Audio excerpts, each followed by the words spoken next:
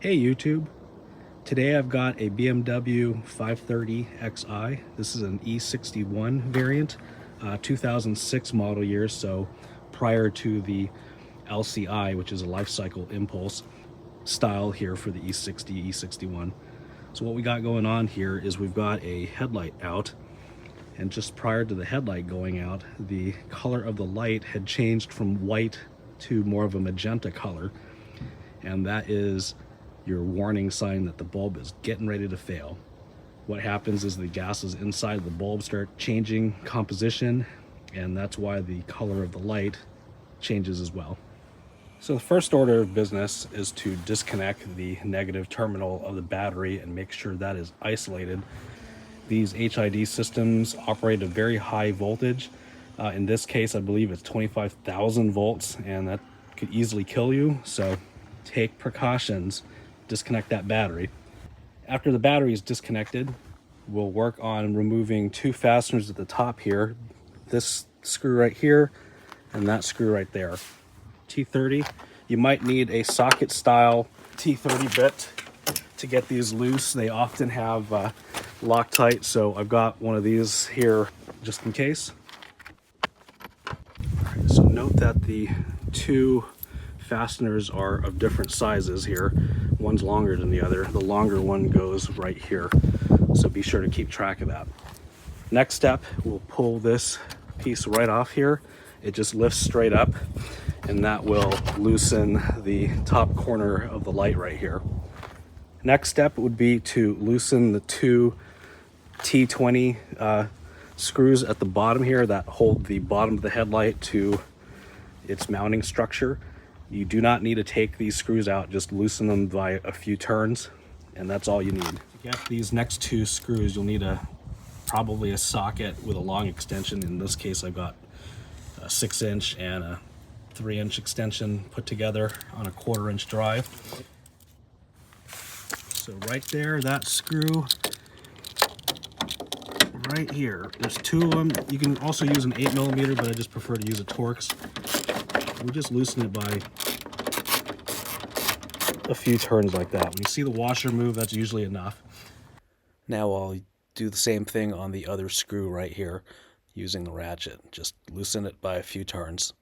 The next thing that I like to do to help get this headlight out is this round cap here. We'll turn it counterclockwise as you're facing the cap. And this just gives you more space to get the headlight housing out. So it just comes out like this. If you care about the paintwork on your vehicle, now is a good time to lay out some masking tape over the painted surfaces around the headlight aperture. That way when you're pulling the headlight out, it doesn't scratch the paint. In this case, this is a daily driver. This car has had a hard life in Chicago and now Alaska. So I'm not going to bother because we've got plenty of scratches here, and I'll just be careful pulling the headlight out. We have this weather stripping here that goes across the width of the engine compartment. We'll go ahead and remove that to expose some screws that hold the front bumper fascia on. So typically I would use a pry tool, something like this, and work on the forward edge. I usually just use my thumb to kind of create a space here for me so that I could pop the trim tool in and just slowly, as you can see, we'll just slowly work our way across. Just being careful, this is a 20-year-old car at this point, so plastic's gonna be quite brittle. So we'll just slowly work our way across until we can pop this weather stripping off. And once you get it popped up, you can start jiggling it around. Occasionally using your trim tool to help pry the plastic fasteners free. And then that'll come off just like so. And here's the detail for the fastening system. It's just held in with these plastic hooks, I guess you can call them. You can see a few more of these T30 screws. I like to take those out, and you'll see why here in a minute. They tend to be Loctited in from the factory, so you may not be able to get it with a normal screwdriver type handle.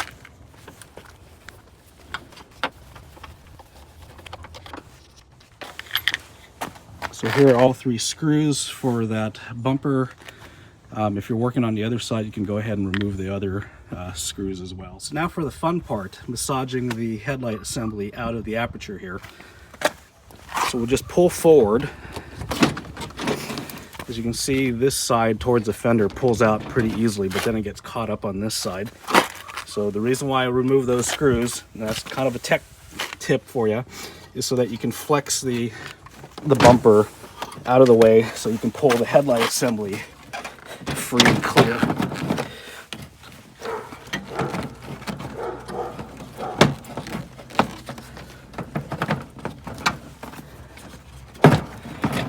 All right. As you can see, it is now free and clear of the aperture. So from here, we just need to pull the headlight back until we can see the connectors, the electrical connectors. So this is a slide lock. So what you do is you pull it down, as you might have been able to see there. As you pull it down, it pulls the connector out. I don't know if you caught that. And now this other connector here, there's a latch. You just jiggle it out after you push the latch and it should come out. Now the headlight's free. Just as a side note, now is a great time to access your fog light bulbs if you need to take care of that. It's right here where my index finger is with a gray connector. Should be able to twist the bulb out and push the release connector to get the fog light bulb out. We've got the headlight assembly on the workbench, aka my truck's tailgate.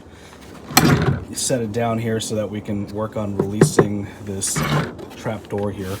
And all we have to do is push on these 2 release latches, which is easier said than done because this plastic's old and brittle and you're highly likely to break it. So try to be careful, use a tool as necessary.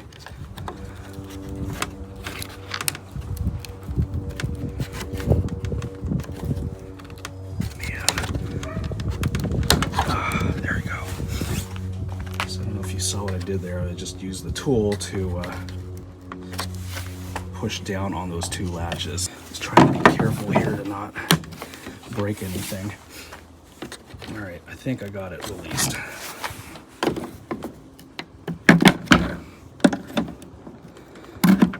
Just trying to not break this housing. It's not a cheap housing.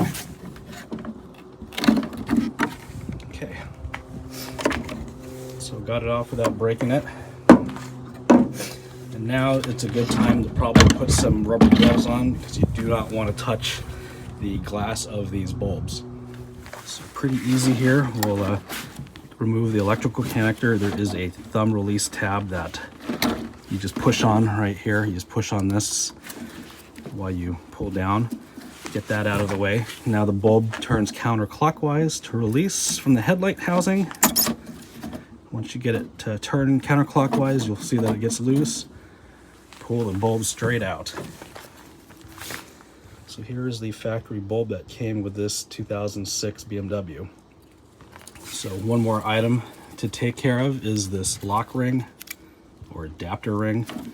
Push on the release tab here to get the clamshell to open up. And it'll open up, as you can see here. There are 2 locating notches here that you need to be mindful of when we swap this over to the new bulb. So the bulb we're using today is a D1S from Sylvania. Picked this up at my local auto parts store. Not a sponsor, although I wish they would sponsor me, make these videos even less expensive to produce. Make sure you always pick up a set that are sealed in the box. These are not cheap bulbs.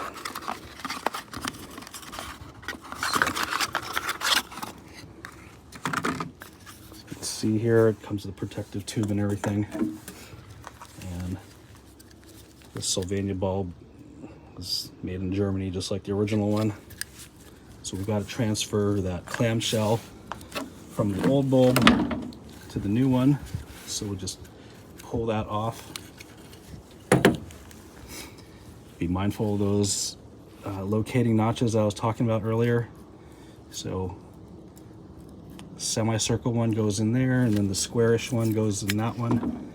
It kind of just pivots in, and then this should lock in like so, and then offer it up to the back of the headlight about that position, which is how we pulled the original one out. Push it in and twist clockwise until it stops like so, and then we'll plug the electrical connector back in, and we're done with the headlight bulb replacement. I will take this as an opportunity to explain some of the other bulbs that you might want to check out or deal with while you've got it here. This is the turn signal bulb, I believe. And here it is, 3457. And this simply just pulls out. But I will not be messing with that at this time. We've got the flash to pass bulb right here, which same sort of deal. It twists counterclockwise to release. And this one is an H7 bulb, I believe. Yeah, you can't see it here. It's an H7, but once you get the bulb to this location, you could just pull it free. As you can see, there's information on that bulb. We'll seat the bulb back in. Place it back in its hole. Turn clockwise to lock it in.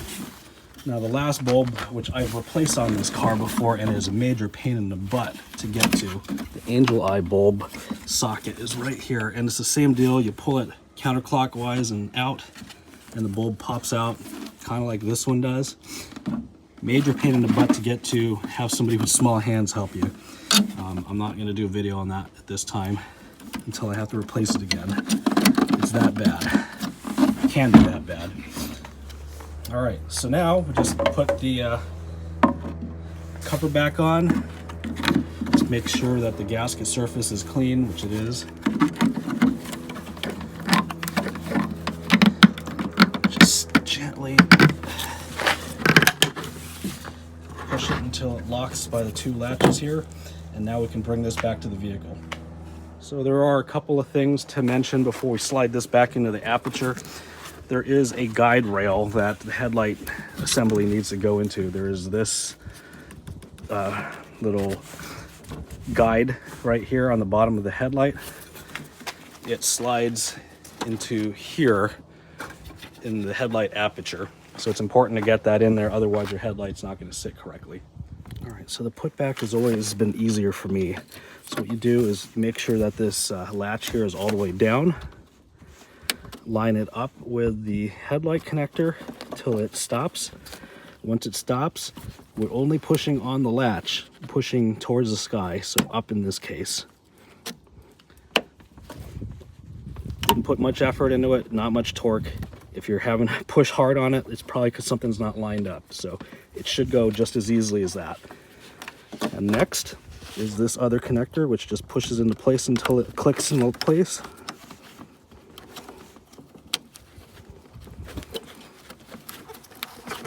Just like so. Once the electrical connectors are plugged in, it's time to set the headlight back into its aperture. So what we do here is we'll flex the bumper kind of out of the way, reverse of how we removed everything, and try to get this whole thing to just kind of sit in the hole first. So I try to get the bottom here in place,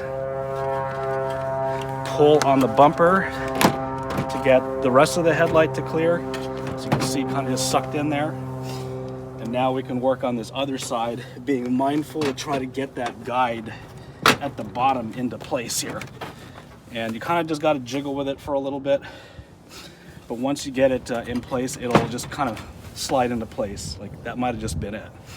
So if it slides into place, like so, like it just did, that means we got it in that little rail here that I pointed out earlier. And one way to know that you got it in the rail is try to lift the headlight bucket up. And if the headlight bucket doesn't really move in the up direction, that means you got it in that rail and everything's good. So before we start buttoning everything up, we just want to check and make sure that all the fasteners here are in their correct location on the correct side of the headlight. So that's all good. All right, so generally on the putback, I like to start from the top. We'll put this bracket back in. It just slides on top of the headlight in that hole right here. Uses the shorter of the two screws. And then the longer of the two goes on the inside here. We'll go ahead and tighten that up. So one thing I like to try to do is when I tighten things back up, you'll see the witness marks for where the screw used to be. I'll move the headlight around until that mark lines up. You'll see what I mean when you do this on yours. You'll see that there's a mark where the fastener was clearly screwed in, and I try to do my best to make sure those marks line up so that the headlights sit exactly the same as they did prior to removal. Once the 4 mounting bolts are tied in on the headlight, we'll put the cap back on, and that just screws on clockwise as you're facing it. Put the 3 screws back in here, tighten those.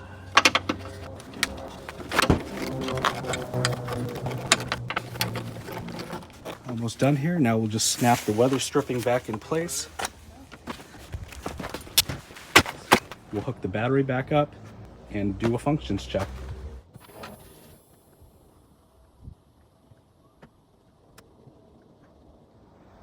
So as you can see there, it wasn't too terrible of a job. Definitely not the easiest thing to do, but I've certainly done much worse headlight jobs before. Anyway, I hope this helps you out. If you like the video, please click the like button. And if you want to see more content like this, subscribe to my channel. Thanks, and have a great day.